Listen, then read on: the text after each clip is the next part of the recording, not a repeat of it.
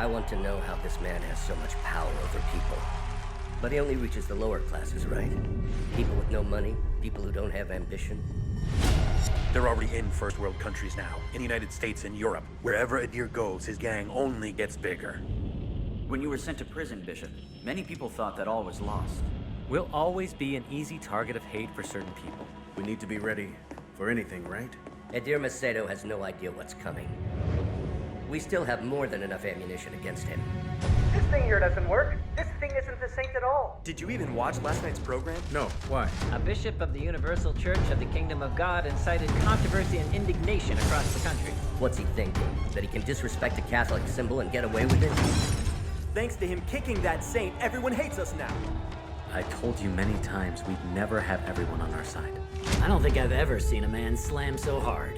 This guy's getting what he deserves. I'm making sure that this time he's not just spending 11 days behind bars. What is this? This is your date with the justice system. And why are these men carrying guns? Because that is how we treat gangs. God is with me too. Do you think that God is only with you? So are these the tapes? Isn't that what you wanted? A reason?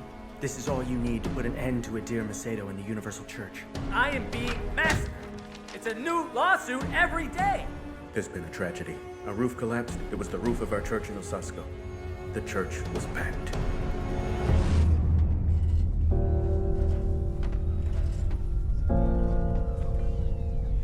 He's hit rock bottom. It's all over. Nobody can get back up after such a tragedy. We have endured all of it. All of the injustice, rumors, and persecution. And in no way, ever, have we tried to get back at anyone. I made it here because of my faith. And my faith will continue to guide me.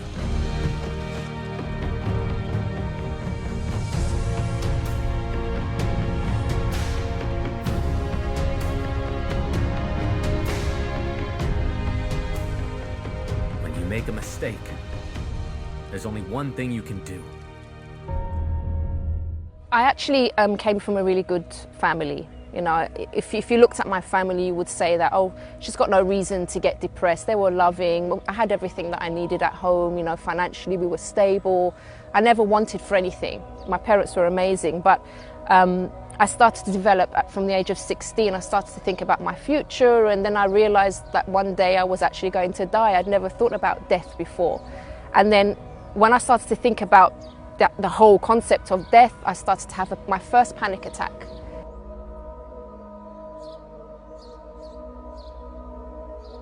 It started in my stomach, and then I started shaking and then screaming. It was horrible. I felt like I was going to die. And from that point, that's when I started to get depressed. I was always anxious. So anywhere I would be, even if it was a nice day like this, I'd be in a lovely park. Inside, it was like this kind of nerves, like uncomfortable. And I would feel like something heavy on me. Like there was a heavy load on me all the time. I didn't feel like I could speak to anyone because I really felt I was the only one that felt this way. You know, I felt like I would lose my friends, and even I thought if I explained to my family what was going on, I felt like I would make them start thinking the same way and they would start to have what I had. So it was like I felt like I had some kind of disease that I would pass on to my family.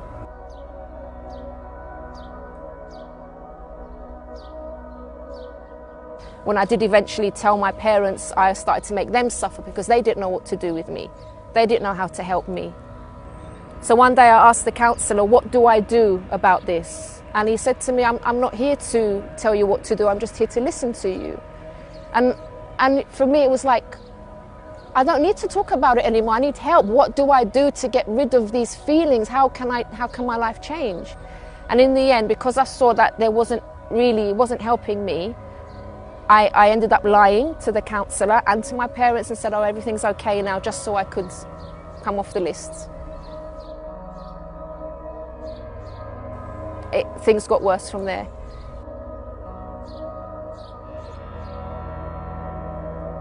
The relationship with my father broke down completely because I started to become quite rebellious at home, and I would just start going out and disrespect him.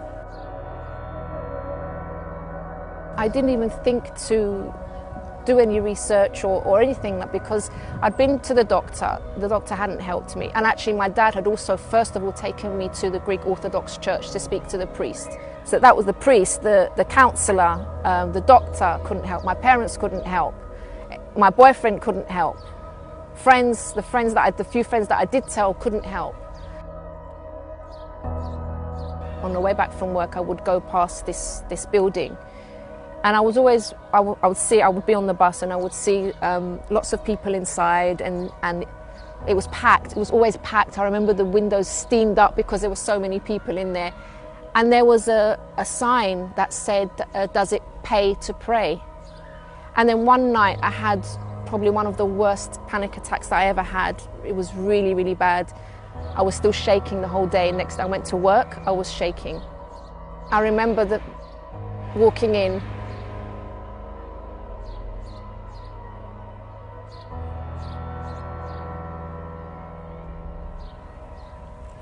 I walked in, it's like, as soon as I pushed the door open, it's like the shaking stopped. I felt like I had walked somewhere familiar, though it was the very first time that I'd walked in to this place, but it felt safe, it felt familiar, it felt like home.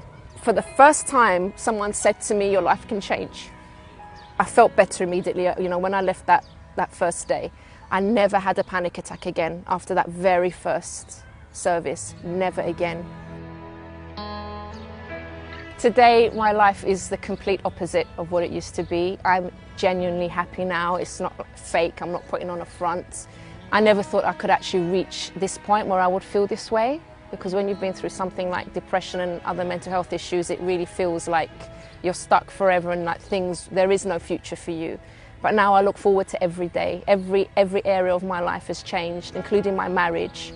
Because now, we get on so well, we laugh so much, we're always joking around, messing around, we act like teenagers. We're in our 40s, but we act like teenagers today.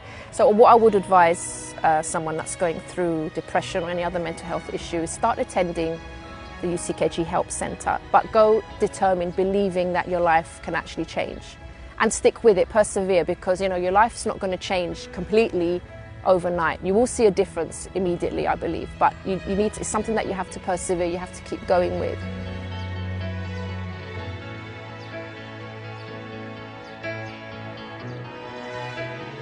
Some people might think, oh, is there a cure? Well, yes, there is a cure. There is. And, until the day I die, I will be, speaking this message to people, because I don't want anyone to feel the way that I used to feel.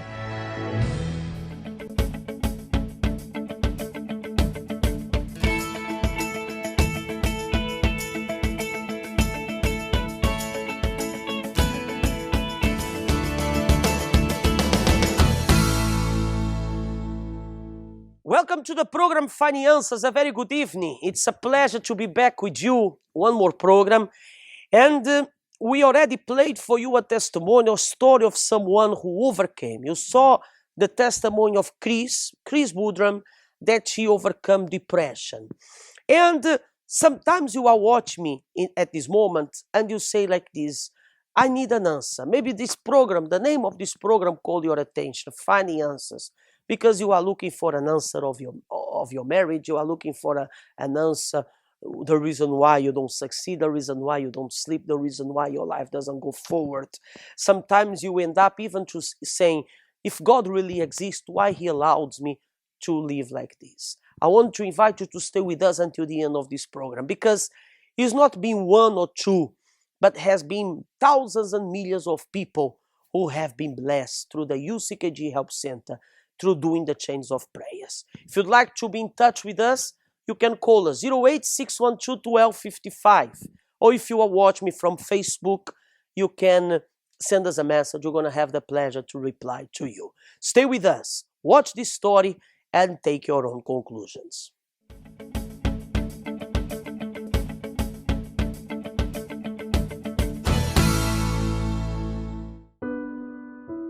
Stephen would have never thought he would have a peaceful, transformed life as he has today due to his past. I noticed I had problems when I was a teenager, so I got addicted to medications. And I found that it would help numb my mind or something. And whenever I ran out of the meds, even if I wasn't in pain, sometimes I would go to the doctor and say, I'm in pain from the surgery I had. Can I have some medication? I also tried illegal drugs as a teenager. Marijuana was the favorite one that I used. And alcohol. When I'm drunk or high, I wouldn't remember what I said. Many times, people would tell me stuff. I didn't remember doing it. Then I was divorced, and at that time, when I was separated from my wife, I realized my life is bad. It's like, I didn't think my life could get any worse. Split over my homosexuality, because I had cheated on her with a guy. Besides his addiction to sex with men, he was also addicted to drugs and medications, which also took a toll on his life.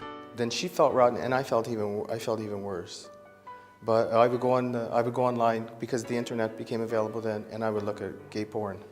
I had many addictions. I didn't realize sex with men was one of addiction because it grew into a big addiction. Many times, I would have sex with more than one guy a day. But in my 30s and 40s, it got worse. But my daughter would see me bring home a different guy many times. The day that I phoned the church, I texted my daughter and I said, I'm going to church. And she said, I'm going to come with you. And she came. And I didn't remember a church service, but I remember afterwards talking to the pastor. After that, I got rid of everything. And I didn't touch the drugs. But in my head, I thought I'm powerless. Because desires sometimes were so strong. But I saw also at these services, other people fighting and giving their testimony. I realized I had peace. I never had peace in my life before. I never experienced that in my life. The desires in my life changed, and my mind changed, my thoughts changed. When I came to this church, I just said, I have to. My life has to change. And thank God it did. Help was only one phone call away for Stephen to receive the guidance needed to change his life. Today, Stephen's life has completely transformed to peace, addiction-free, happiness, and a blessed marriage. Depression is now regarded by the World Health Organization to be one of the fastest growing diseases in the world and deemed a public health priority. The prevalence of depression in Nordic countries is believed to vary between 3.5 and 5%. 5% of the Swedish population is affected by depression. In 2010, approximately 8.1% of the Swedish population purchased an antidepressant drug. Come and visit us at the UCKG Help Centre, Stockholm, Sunday, 11 a.m. Depression. You can beat it. My dear friend, we are back with you, and you see this story. And my question is, my dear, my friend, until when you're going to be waiting? Sometimes you watch this story and you say, wow, what wonderful experience story, or what wonderful story happened, what wonderful miracle. But sometimes you are there crying. You are there, without hope. You think that miracles just happen in the lives of others. But I'm not religious, may you say. I'm not religious. I heard so many things about the UCKG. My dear friend, you can only say that something doesn't work if you try. It's the same thing. You have a plate of food. You can only say, I don't like, for example, I don't like chicken. I can only say if I don't like chicken, if I try and I don't like it. It's the same thing. I cannot look to a plate of food and say, I don't like this food. No, I have to try. If I try and I don't like it, is one thing. And the same thing applies to you.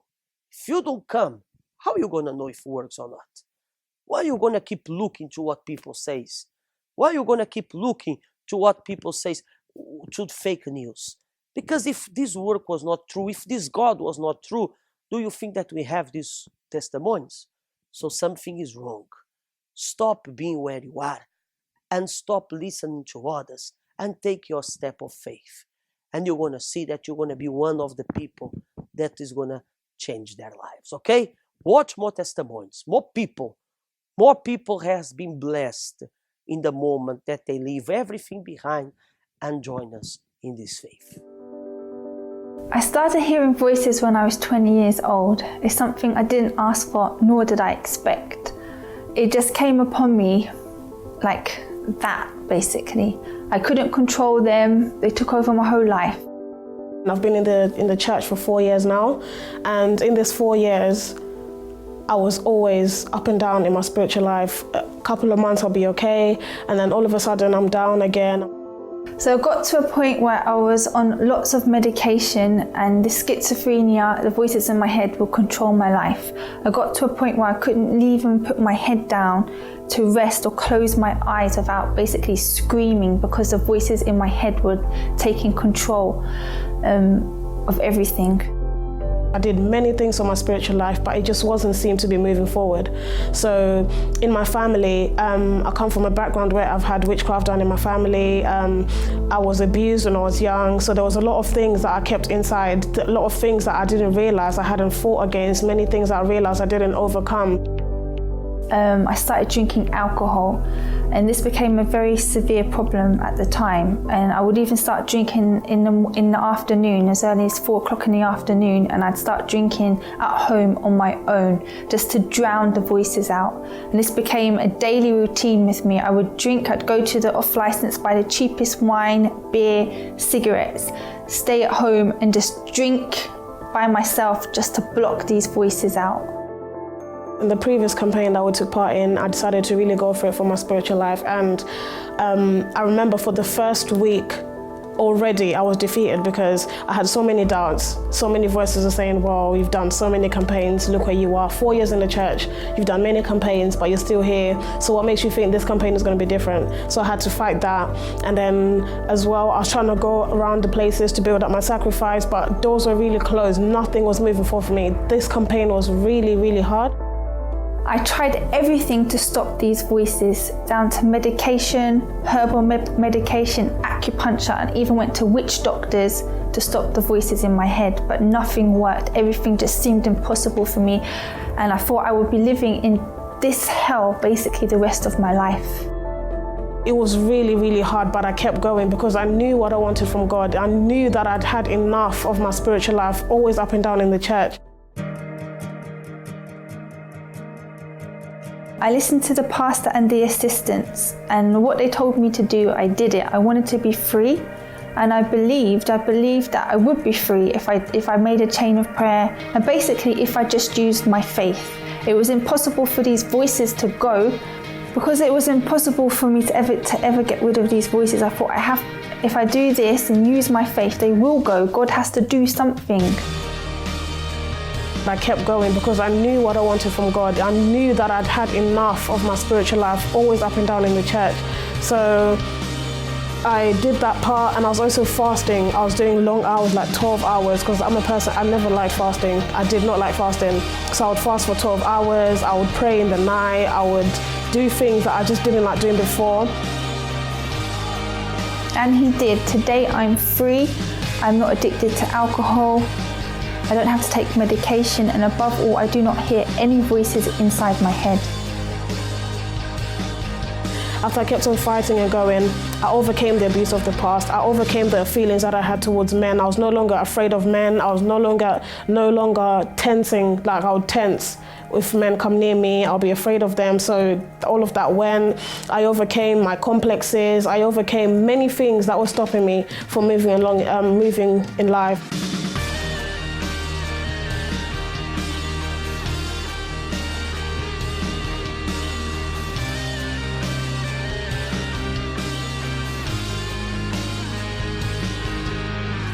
Today I'm a different person. I'm happy, no longer depressed. I'm also able to advise others as I'm an assistant in the church. I am just so pleased that God has helped me. My faith has helped me. And if it helped me, it can help you. The campaign really does work because God has changed me today. The Tanaka that I was about 4 months ago, 2 years ago, is not the Tanaka that you see here today. So the campaign really works, and I'm very happy.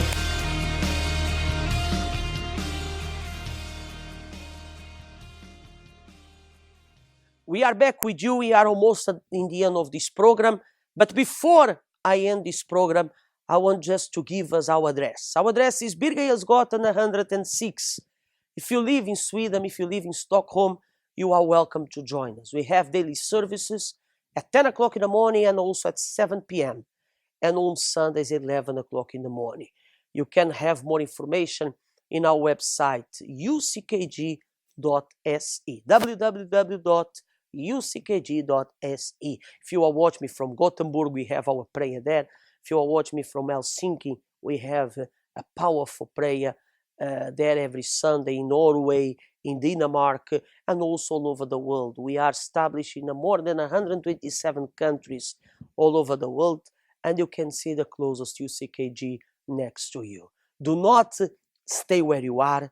Stand up from your place and change your life, okay? It was a pleasure to be with you. Have a good night. Bye-bye.